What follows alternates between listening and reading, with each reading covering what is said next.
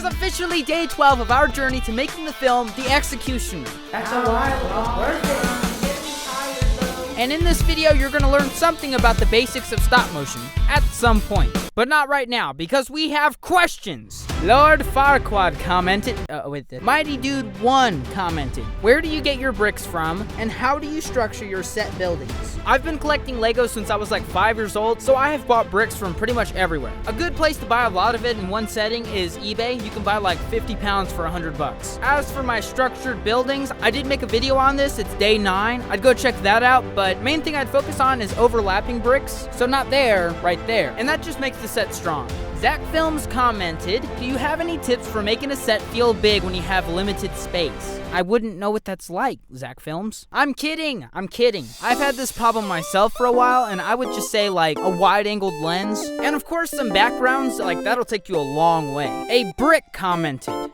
how is that even possible? Do you lose motivation when you make really long projects? Yes, I do. Usually, but not when I have you guys sending me all these encouraging comments telling me to keep it up. No, that's the last thing going on with this project. And our last question is from Spider Kid. How do you animate shots with multiple people moving around? Sometimes with their arms out of the sockets. Oh, come on.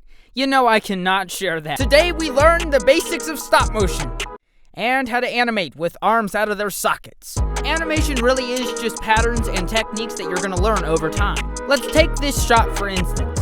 A guard just brought Eric some food, and I just want him to get up out of his bed, walk over to the plates, and pick up the fork. That's very simple. So the guard knocks, and Eric looks over at him. Okay, here's where the fun animation part comes in. Let's start with a few frames of him just taking a few steps. Now, for all you who don't know, easing in and easing out is a basic rule of stop motion. And all that is the action of something starting off slow, gets faster, and slows down again. And we don't have to do that in this shot because it's already understood that he's in the middle of an action walking to the plate. But we will have to ease out here in just a second. And by the way, if you guys are wondering how this character is standing up on this smooth surface, it's actually this fun tack I bought from Walmart. It is literally like $1.50, and that will save you years with stop motion. So here we go, just a few more pictures of him walking. I am doing some easing in and easing out on his steps. So one foot hits the ground and his whole body slows down. Then he starts to bring his other leg up. We start with a very small movement there. Then that movement gets more exaggerated and more exaggerated as the frames go on, and then they slow down again.